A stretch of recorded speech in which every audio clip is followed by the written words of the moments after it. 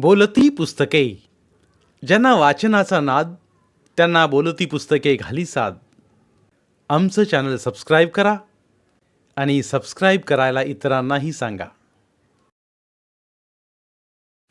नमस्कार श्रोते मित्र हो. बोलती पुस्तके सादर करीत आहे लेखक श्री वासुदेव पाटील लिखित कादंबरी गिऱ्हाण. प्रकरण 12. गंगाधर इंगळे निघून गेला. भैरवला जे हवं होतं ते गंगाधरच घडवत होता. भैरवला मनात भीती असली तरी एक चाल अचूक पडते व गंगाधर आला खजान्याच्या लालसेनं मूळ रूपात. गंगाधरनं ग्रहण कितीला सुरू होणार व किती वेळ चालणार, पूर्ण चंद्र केव्हा झाकला जाणार, ग्रहण सुरू झाल्यापासून किती वेळाने व किती वेळ झाकला जाणार हे सारं आधी समजून घेतलं. तो भव्यास भेटायला निघाला, पण शिवालयाकडून नदीच्या वाटेनं सावकाश चालत. त्याने शिवालय ते गढी हे अंतर घड्याळ लावून मोजलं. गढीवर पोचताच भव्याने घाबरतच त्यास प्रभूने बाबत गंगाधर काका बोलला ते सांगितलं. भैरवनं तिला शांत केलं. त्यानं आधीच निरोप दिल्यानं वितरणाचा शिपाई नंतर धावतच गढीवर आला. साहेब, धावत आलोय, 10 मिनिटे लागतील मंदिरापासून. चव्हाण, ठीक आहे, जा तुम्ही शिवपुराण ऐका, पण हा विषय कुणा सांगू नका. ठीक आहे साहेब, म्हणून चव्हाण शिपाई शिंदे साहेबांकडे विचित्र नजरेने पाहू लागला. भव्या, आपणास भुयारात जावंच लागणार, त्याशिवाय तो मामा, तात्या व प्रभूंना सोडणार नाही.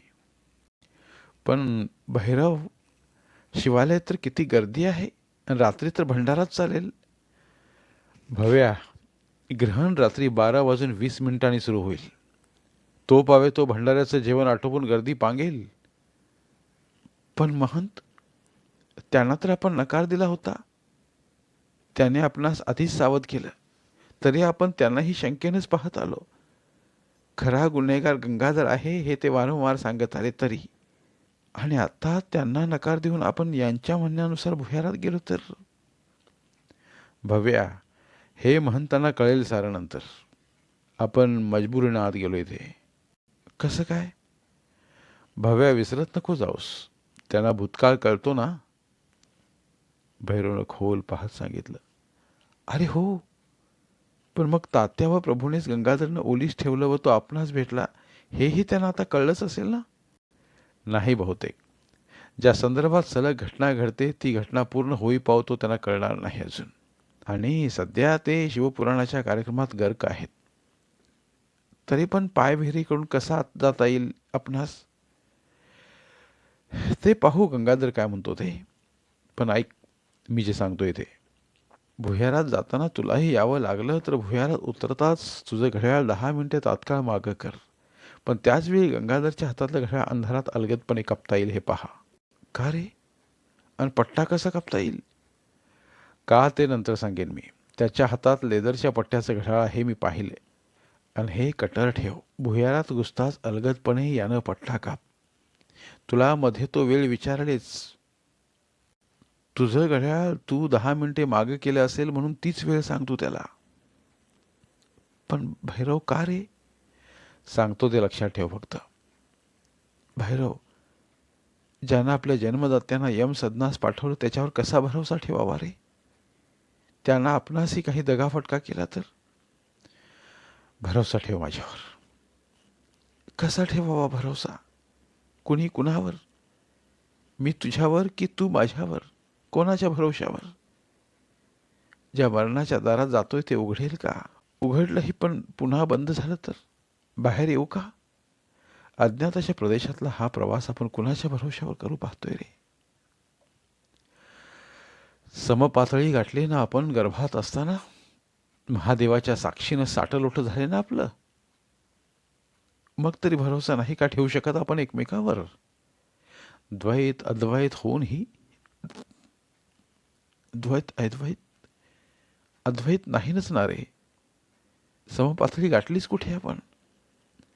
आत्मिक पातळी समपातळी झाल्यावर कायिकतेचा सोस का भवाने? भैरव बोलला आणि भव्यानं कर्कचून गच्च गच्च आवळलं भैरवला. भव्या, भवाने सोड. ग्रहणाच्या दिवशी तरी पावित्र्य जप. काही दोन ध्रुवातल्या विजातीय आकर्षक मजलाही नाही. पण असली मिठीतली कायिक समपातळी न गाठताच आपण भुयारात उतरलो तर कदाचित ते महादेवालाही रुचणार नाही. आता मरण आलं तरी हरकत नाही, पण समपातळी गाठली हे समाधान राहील. फक्त त्या गंग्या हरामीला भुयारात जित्ता सोडू नको बस. भव्या, माझ्याकडून तू सुटणार नाही, पण सुटलास तर तू समपातळीचा विचार करत माझा पाठलाग करण्याचा अतताईपणा करू नकोस. आधी त्याला संपव तू. पण म्हणत भैरव परतला. सायंकाळी गंगाधर भैरवला घेत पुन्हा गडीवर आला. भैरव, भव्या, त्या महंतांनी मुद्दाम शिवपुराण सुरू केलंय शिवालयात. आता भंडारा सुरू होईल व प्रसाद घेता घेता 11-12 वाजतील, तोवर तर ग्रहण सुरू होईल. म्हणून आपण शिवालयातल्या पायविहिरीकडून न उतरता गडीमधल्या तळघरातून भुयारातून उतरू आणि ग्रहण संपायच्या आत माघारी घेत गडीवर परतू. मामा, दार तिकडनं असल्यावर इकडून कसं काय शक्य आहे? नाही, तिकडूनच येऊ, भैरव म्हणाला. भैरव, तुझा बाप इकडून उतरला होता हे महंतांनी तर तुला सांगितलं असेलच ना. मग उगाच नखरे करू नकोस. लक्षात ठेव, सुभाने अजूनही धनकवडी व औंधला थांबलाय. भैरवला तात्याची काय स्थिती असेल यानं घाम फुटला. कारण त्यानं नंतर बऱ्याचदा फोन केला, पण फोन नवीनच माणूस उचलत होता आणि तात्यांचा रडवेला आवाज ऐकू येत होता. रात्री आपण तळघरातून उतरत पळतच पायविहिरीकडे निघूयात.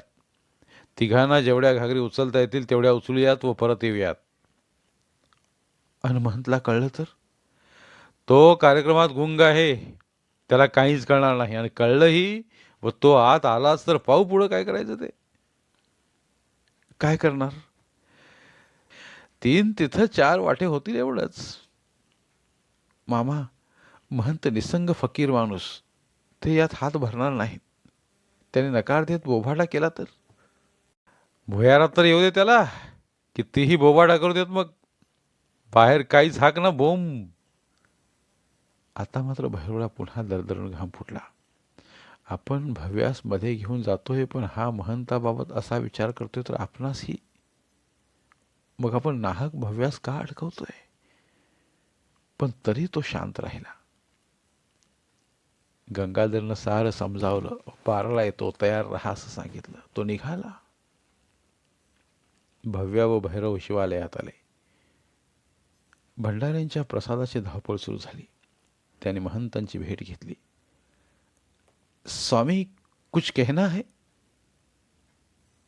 बच्चों, यह भीड़ कितनी है? बाबाजी, कहना जरूरी है, भव्या काकुलतीने म्हणाली. महंत उठले व गर्दीतून बाजूला झाले.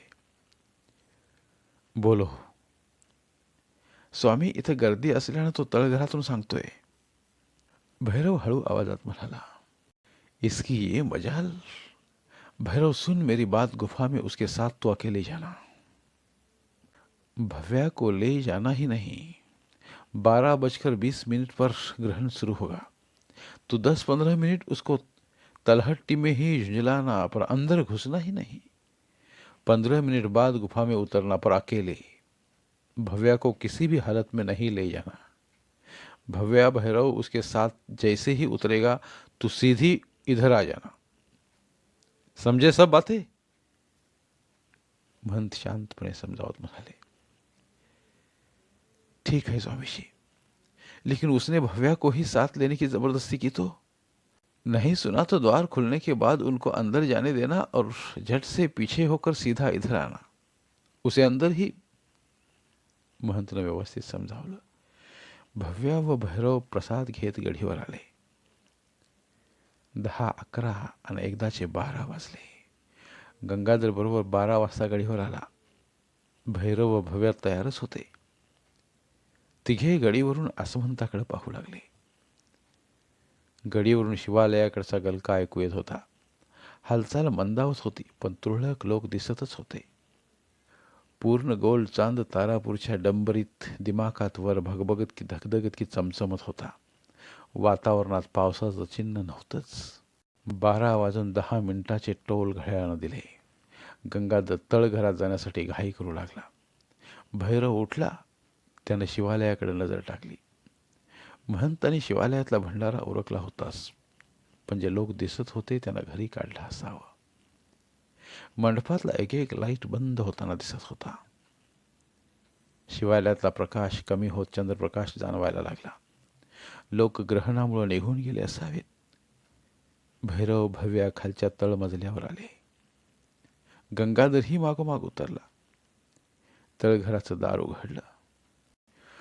मामा, मोबाईल सोबत घेऊन काहीच फायदा नाही. का? तळघरातच नेटवर्क नाही तर भुयारात कुठं असेल? मग घेऊन काय फायदा? कोण जाणे, पण गंगाधर हसला. मग मी दार उघडतो ग्रहण लागताच, पण आधी पुण्याला फोन करत तात्या प्रभूंना सोडा. आधी दार उघड, मग फोन करतो सुबाण्यास.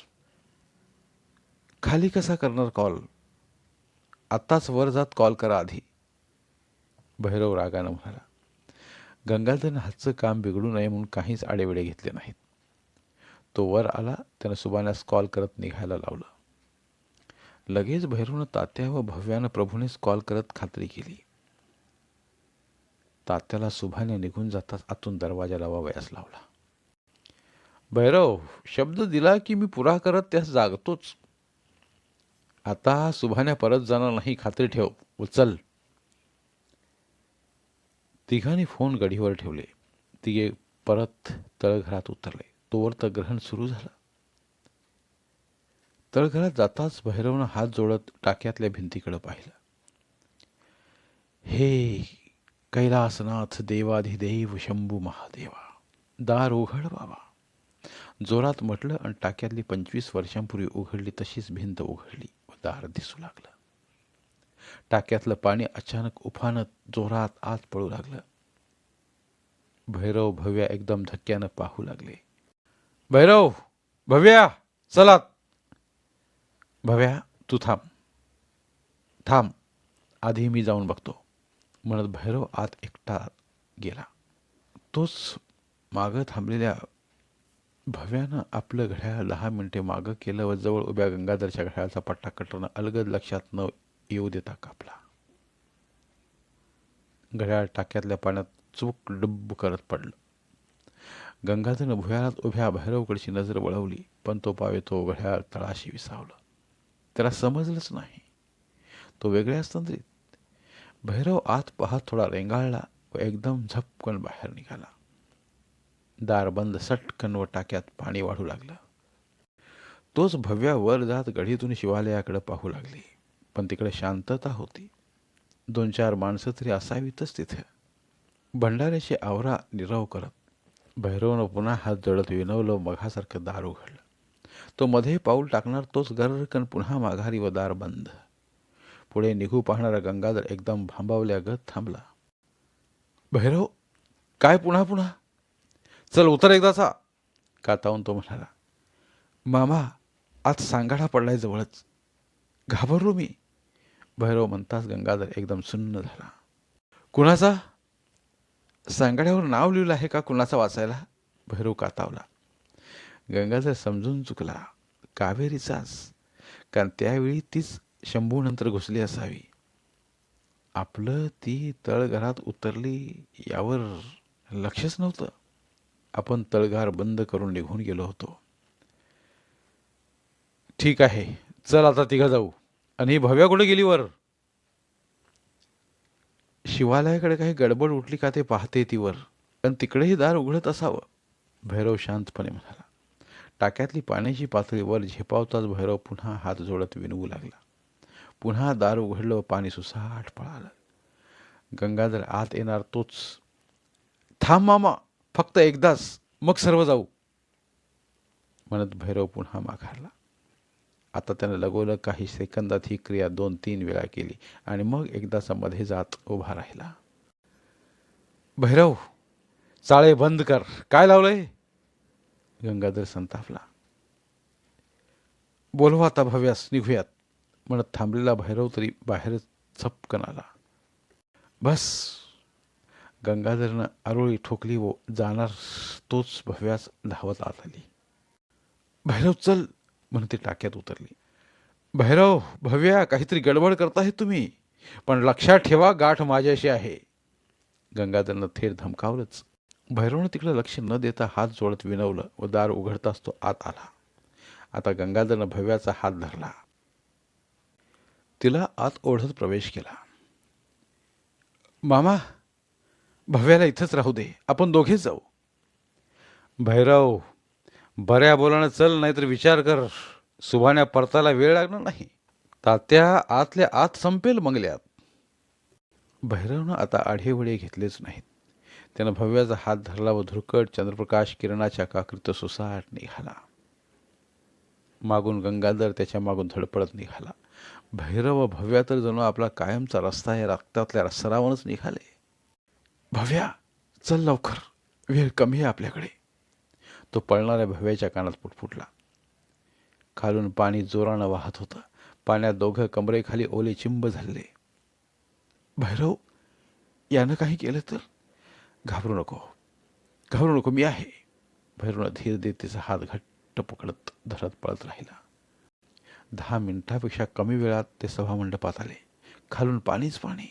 भुयार संपत मोकळा सभामंडप लागलेला. खोल्याच खोल्या. गंगाधर स्तिमित होत पाहू लागला.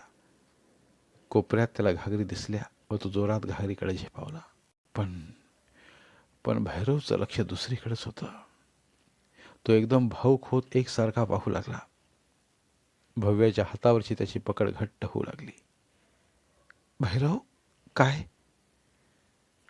भव्या, समोरच्या दगडावर बघ, म्हणत त्याचा आवाज जड झाला. भव्याची नजर गेली. खडकावर कमी होणाऱ्या चंद्रप्रकाशात हाडाचा सापळा दिसला. बसलेल्या अवस्थेतच पाण्याच्या वाढत्या पातळीत बुडत होता.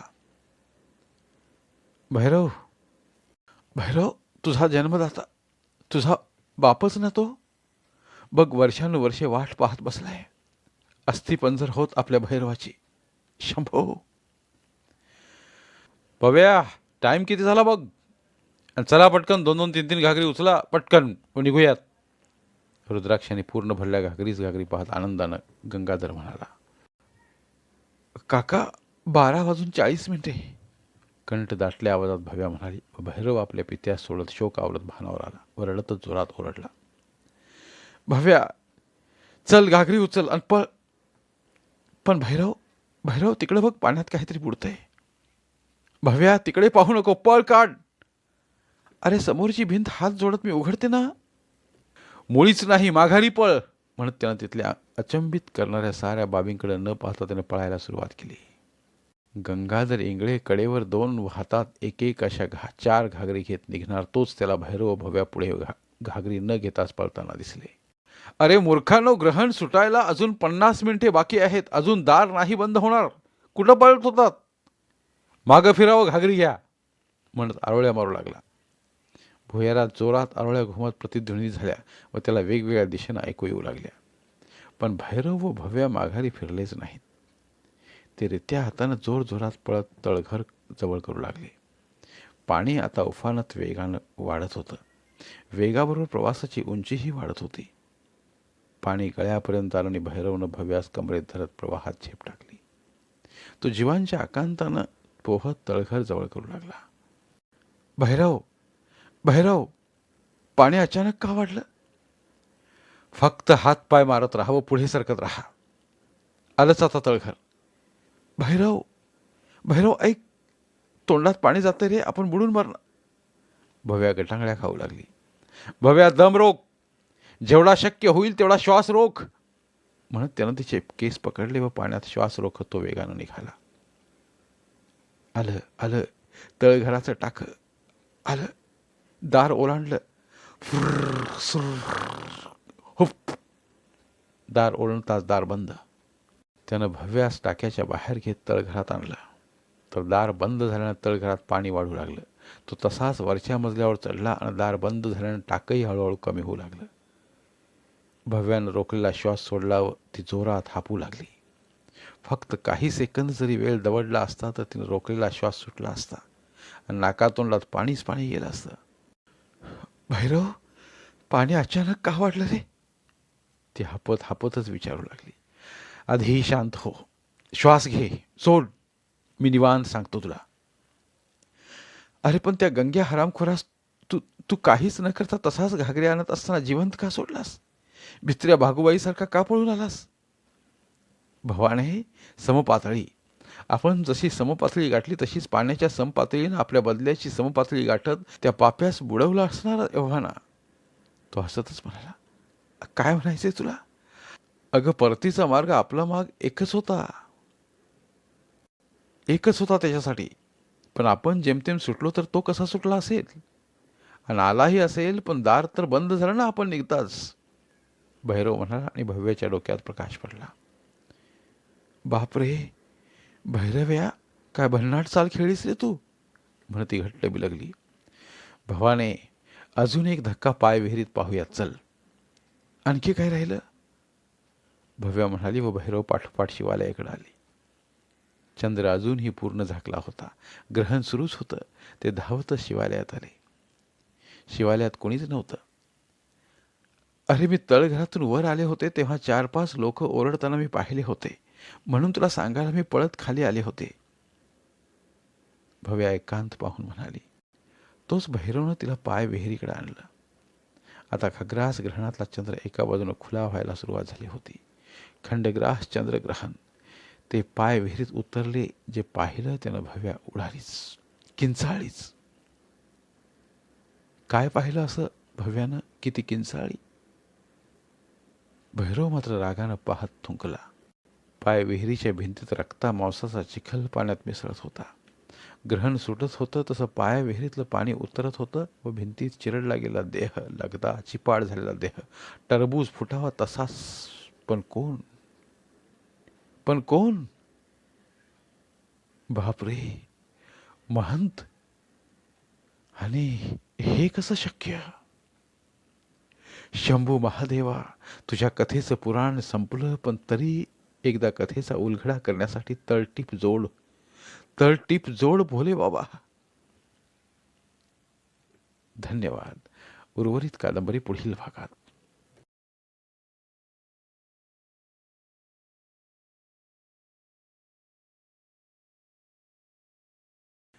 धन्यवाद. प्रिय श्रोते मित्र हो, आपल्यासाठी एक आवाहन. आमच्या चॅनलच्या प्लेलिस्ट विभागात तुमच्यासाठी शेकडो कादंबऱ्यांचे ऑडिओ बुक्स उपलब्ध आहेत. तिथे प्रत्येक कादंबरीचे सर्व भाग एकत्रित मिळतील. त्यामुळे सध्या सुरू असलेल्या क्रमशः कादंबरीच्या पुढील भागासाठी वाट पाहण्याची गरज नाही. तुमच्या वेळेनुसार तुम्ही संपूर्ण कादंबरी सलगपणे ऐकू शकतात आणि साहित्याचा आस्वाद घेऊ शकता. कृपया आमच्या चॅनलच्या होमपेजवर जाऊन प्लेलिस्ट चेक करा आणि तुमची आवडती कादंबरी निवडा. धन्यवाद.